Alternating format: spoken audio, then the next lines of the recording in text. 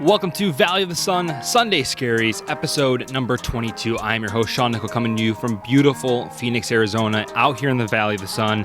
And that's right, we're on episode 22, the old Deuce Deuce. On today's episode, I have Alex Anderson, a friend of mine from college. Quick background on Alex. He was the president of the Sales and Business Marketing Association at Western Michigan University. So I knew he'd be going places. He had a career for about 6 years in a sales capacity. And within the last couple years, had just recently quit that and started his own company. He's actually the founder of Elevated Business Advisors and is the author of a book called Technical Selling, which I'll probably put some links or something around here somewhere so that everybody has the opportunity to kind of take a look at that. But that's going to be dropping on July 1st. So I'm very excited for that. I'm just excited to see where his career goes. We talk a lot about him traveling the world and taking up a passion of photography, which is a pretty unique thing when you are traveling, to have the ability to document everything that you're doing. We talk about a couple of related trips that we went on and just kind of dive into some of the reasons why he travels. Also, we talk about his passion of photography, and then we just kind of talk about what it's like to, do what he's doing, which is running a business, especially in weird times like coronavirus, things like that. Without further ado, we'll bring Alex on, and he can probably tell his story a lot better than I can. So Alex, take it away. All right, we are here on Valley of the Sun Sunday Scaries, episode number 22 with Alex Anderson. He is the, owner, founder, president of Elevated Business Advisors. I'm going to kick it over to you, Alex, kind of talk about what you've done since graduating from Western Michigan University. I just found out that the number 22 is very important to you. It's the episode number, and I'll let you kind of take it away.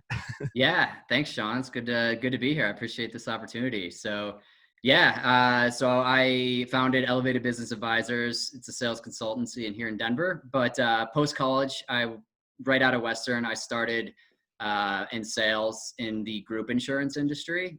So it's one of those like big industries that nobody really knows much about. And so I could touch on a little bit. It's nothing too crazy, but nothing sexy. It's like me and mortgages. I get it for sure. You're right. Yeah, exactly. You're like, that's actually what I say when you don't really want to talk to somebody. You're like, oh, I sell insurance. Yep. And they're like, okay, gonna get out. So, but it's a great career. So this is like employee benefits. So I worked in Detroit for 3 years. I was in the Detroit office, and then moved to Denver, and then I was in the Denver office for 3 years. Same company, just a territory upgrade and a life upgrade, and for sure. All of that. So yeah, it's funny you mentioned the 22. It's like it's just like my lucky number. It's nothing like too big, but it's the price of the book that I'm releasing, and it's so it's just kind of a funny thing that worked out that way.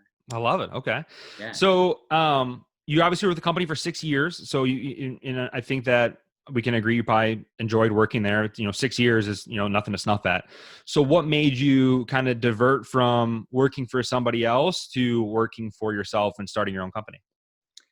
Yeah, that's a good question. One that I don't know if I have like the best answer for, other than because like you said, I liked my company. I still do. I love my boss, the coworkers. And so it was never even one of those like, oh, I hate my job, I got to find something else. It really came down to timing, and I knew that I had probably a good 4 to 5 prime working years, just to really hustle and get that kind of seeing what I can do with that time period. And that's essentially what it came down to. I knew it would be a long and pretty tough process, which has proved correct now. Oh, it's almost exactly 2 years, 2 years to this day. So yeah, it's no joke, but it's been real rewarding for sure. Okay. And so you also mentioned too that you have been working on some books and getting ready to release that. What are the books about? Are they related to your business, I'm assuming? They are. Yeah. Yeah. So it's all sales strategy. So that's really all that I do is design sales strategy. And it's one of those things that's self-inflicted as well, but it's harder to explain because I don't believe in one size fits all sales solutions, like a plug and play. Here you go. If you buy this book, you're going to guarantee you're going to times the number of sales by this, or you're going to kill. That's just not really how it works in the real world. And I'm more on development as well. And so it's a whole sales methodology. So it really started as corporate training curriculum, which is eventually what it will end as well. And so I would give trainings to companies and their sales teams. And it's the way that I've sold has been different. But a big reason because of that is because of Western, actually, that was my major, was sales. Mm-hmm. Initial reaction every time from somebody that doesn't go to Western is like, there's a sales major? Like, it's like crazy, or we're actually learning what we're doing in the field. Right? But it was great. I mean, seriously, it's an awesome. I'm still connected with the program, which is cool. But so the biggest like kind of difference, or I guess even like X factor, I call it, is the whole behavioral science component. So that was my big realization, even in work, of how much inundated behavioral science and psychology will be in business. It's surprising that it isn't yet. And so I essentially wanted to get ahead of the game. Nice. And once I started researching after leaving real deep, then I realized it was like, oh my gosh, this is bigger than I thought. Right. And so that's why I kind of delayed and looped it in. So my process is really about emotion plays a big role in triggering certain emotion. And I'm big on like the risk side and how people evaluate risk. And so it's called technically selling. It's a name that I call my style or approach. But I don't even look too far past the names, because it's really all about process. Mm-hmm. And helping develop your process, because I'm not really trying to convince you on anything, because I loop in a lot of the science, and a lot of it's from Nobel Prize winning research papers and things like that. And it's more of just giving a learning resource that, and it's for senior or experienced salespeople as well, just because there's really no one-on-one stuff Right. in my material. So it's giving people a resource to leverage when they want, whenever, things like that, to help either influence technique right out of the gate, or if you're looking to dive deeper to the psychology, you can, or you can, long-term development is kind of the overall. We're living in an age where the consumer almost has as much or more knowledge about the product than the person selling it a lot of times, based on having access on your cell phone, technology, all that stuff. So I was just kind of curious why people don't use science more and they still rely on the stuff that's 20, 30 years old. Yeah, it's I have that same question, kind of head scratchers, but I mean, the science explains explains it, and there's a lot of different things. Top-down decision making, it's more of a complex discussion, but it's it's also easier to think in terms. So business traditionally thinking is in terms of outcomes and goals, and like, hey, we need to drive this much revenue, or they're just so that I'll back up. If there's a reason like you're seeing so much ads now, that coronavirus is because they need to find ways to drive revenue from what they're losing, but they don't know how sales process works, because they're just thinking about the outcome of that, getting more revenue. But there's tons of ways to drive revenue.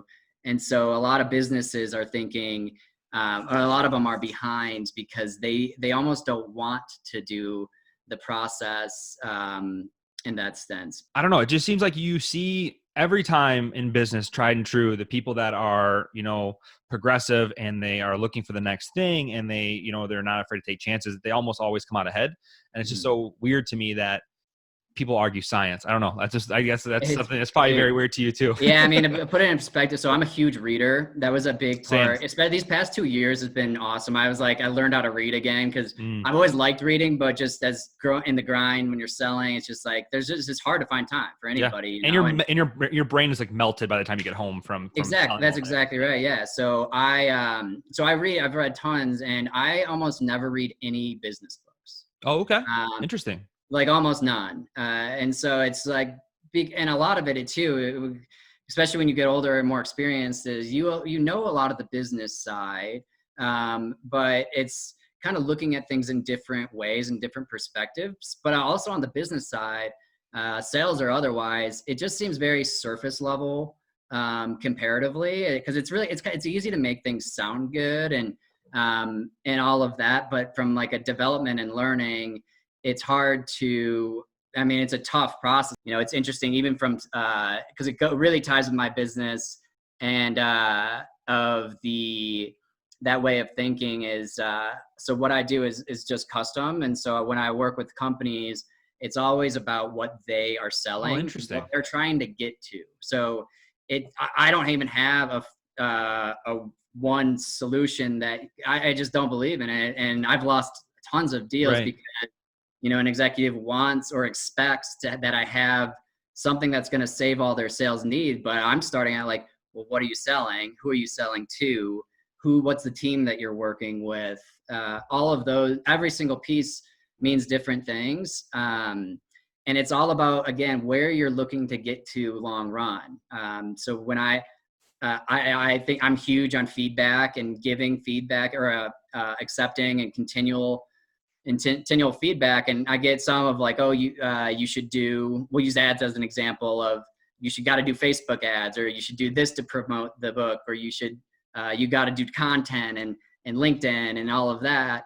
And I was like, don't you want to know like what I'm trying to do? It's like, I'm not, because that could hurt and take away time that I could spend on securing licensing deals, or trying to do more public speaking, or putting things in place, because it's a longer rollout, because there's 3 books within the first release, that I'm dropping the first one on July 1st, second October 1st, and then third on December 1st as of now.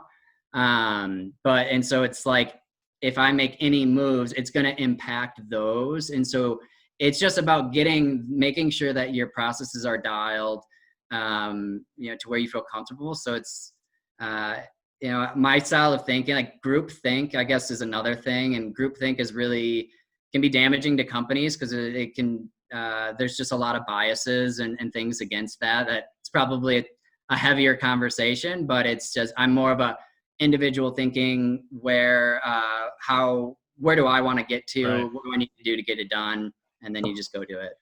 There was one decision that you made that I followed pretty closely, and it was after you left your previous company, before you started your new company.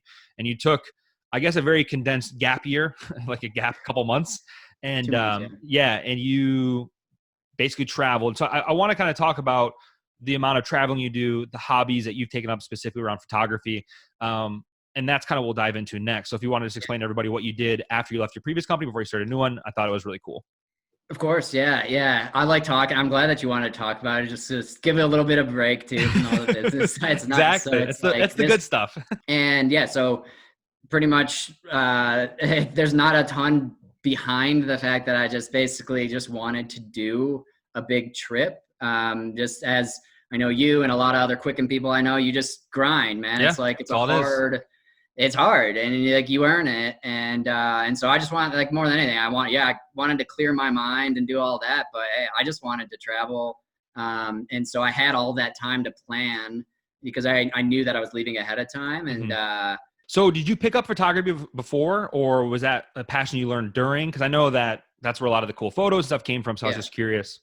Before. So it was 2016 is when I got a camera, and it tied with work as well, as I was getting burned out every year. It's just a rat race, and I was just getting burned out, and I wanted something to really separate kind of my work and life. And so I have always traveled, and I grew up like wilderness backpacking. My dad's big into used to climb mountains and all of that. So I've been in nature and things my whole life.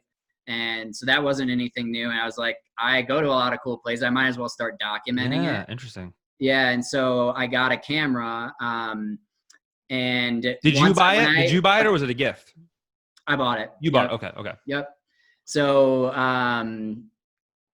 so I got a camera, and then once I go in on something, I go pretty deep. Like, it's like almost like way too aggressive, but it was kind of a slow, like learning process, because I was doing it just after work. And I didn't know, and I still don't know a ton about like the technical side of photography. I know, enough to be dangerous at this point, but it was really just to give me something that separates my work from my life. And the benefit of that was just so far past what I was expecting. I was just getting a camera. I thought it'd be cool. Yeah. But it really has had such a significant, and still does continually impact, just from like clearing the mind and really even keeping yourself in a positive mindset. Yeah, it's tough to stay positive, right? But it's really important. Especially now that I know the science behind it, it's even more important. And so this is something that helped me stay positive. I'm a student of the game, so one of the things I say, just like a general advice or tip, is straight to the source. So whenever you're learning a new skill or a hobby or something, go to the very best person in that field that you're trying to get into or you're trying to expand. So like photography, I went in Jimmy Chen, he filmed Free Solo. He's been a no badass way. photographer Okay. forever. Renano is Turk, and then Chris Burkard is like probably the number one overall landscape photographer. And so those are the guys that I just kind of wanted to see their style and probably about like ebooks or photo books or something that they had. And same thing with the psychology. I went to straight to the source because it can get convoluted when you have so many different, because there's so many options, like there's so many amazing, but I only really was going to do landscape photography. And that's what I really like. And so that's the centering your focus kind of in those areas is something that can help you learn faster and also to help you form your own opinions and your own style, rather than just trying to copy, just kind of looking at what they do and then trying to figure it out from there. So I think that's kind of a good segue for us because like you've obviously had the opportunity to travel a pretty extensive like amount of the world basically, right? And so we would love for you to reenact every single trip you've ever been on. But if you could kind of just tell us what's been your favorite trip, maybe describe some of the photos. We'll probably put them on here for the video, but like what's been your favorite trip out of the trips you've done? Yeah, the Asia one was definitely the best for a number of reasons. One, it was being off work, right? So I just had fresh quit. off of work too, like fresh. Yeah, fresh off of work, and I had quit, so it's like severed tie. I don't have an company email anymore, and so I wasn't getting inundated because I'm sure you too just get inundated with emails all day. And so not having that, and I actually went the whole trip without a SIM card or like, so I didn't really. Yeah, all 63 days. Wow. So I was only connected when I was on Wi-Fi.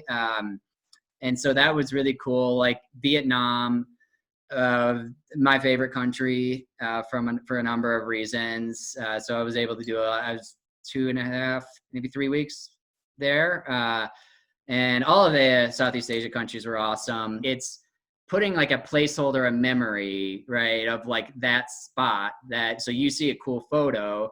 When you see it, I see like the whole experience behind the photo. And that's kind of and so in those, it's the whole business, there's been, I wouldn't say dark days is the right word, but it's like, I mean, there's some times when it's like, you're just hustling, you have to, you're going to have a lot of bad days. And so just having something that when I was posting kind of the refresh of the Asia was really helpful, like at night, to just kind of keep me in that positive spirit and the positive mindset.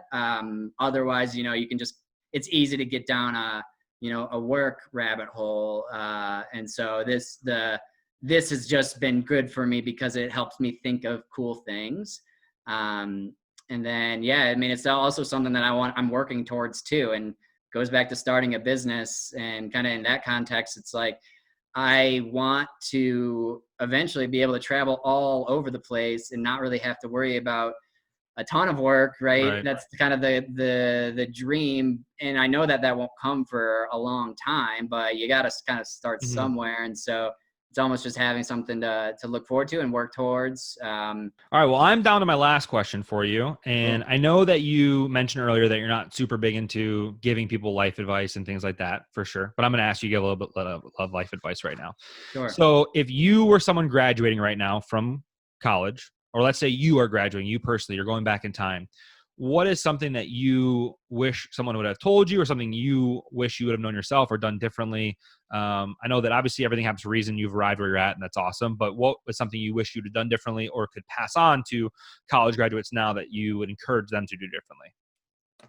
I don't know about differently, but one of the things that I think could play here is like maybe just having the confidence in yourself and kind of the ability to think for yourself and making those kind of decisions. And I didn't necessarily not have that confidence, but I was almost timid because of like playing into what others feel like you should be like, or fitting within a certain mold of what the norm is.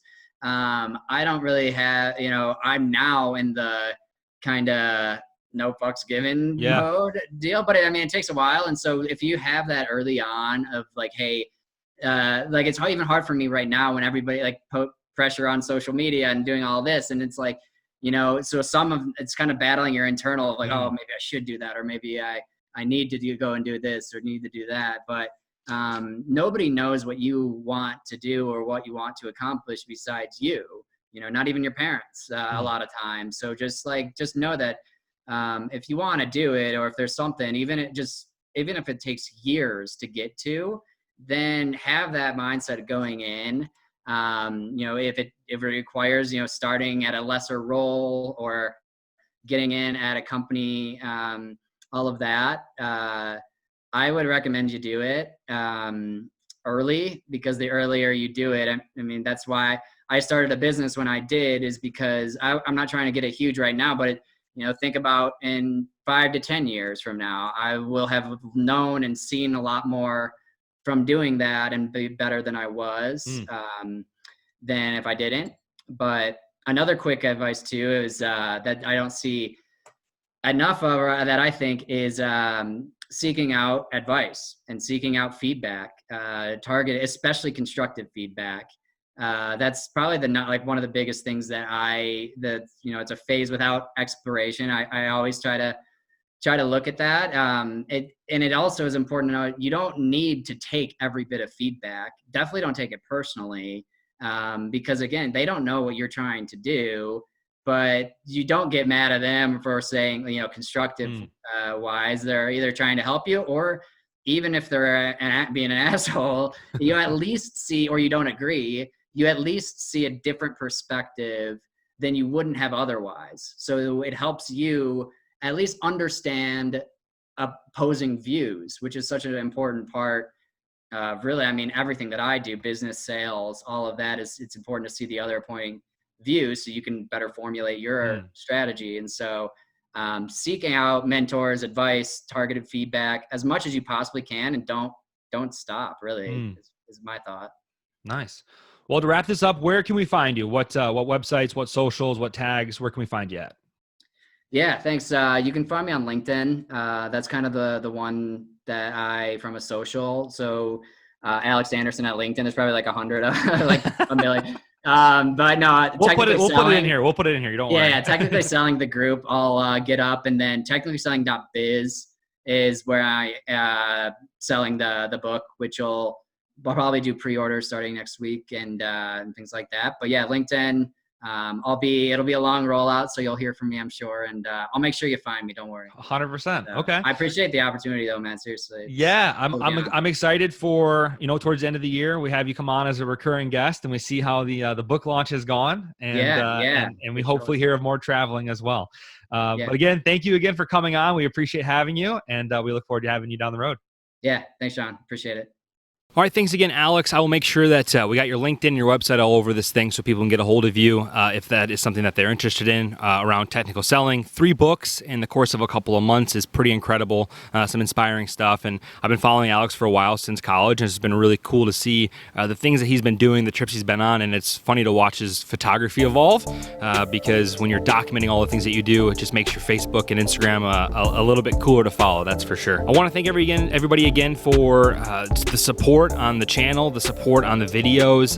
We are pushing for 100 subscribers on YouTube, which sounded like a mountain just a few weeks ago, and we're running at that right now. So that's the next big goal. Obviously 2020 is turning out to be the absolute most insane year in the history of years, and so I hope that everyone out there is staying safe and using your voice as a platform to support the people that might not have voices. That's my intention of what I was doing last week with my platform, and literally at the end of the day, guys, it's the least that I can do, and it's the least that you can do as well. If you're a person like me that hasn't had to deal with a lot of the experiences that other people that are in your circle might have had to deal with. So again, I want to thank everybody for the support. I hope to keep putting these out here, and as long as you guys keep watching them, I'll keep putting them out. So again, welcome to the Valley of the Sun. Stay safe, stay distanced.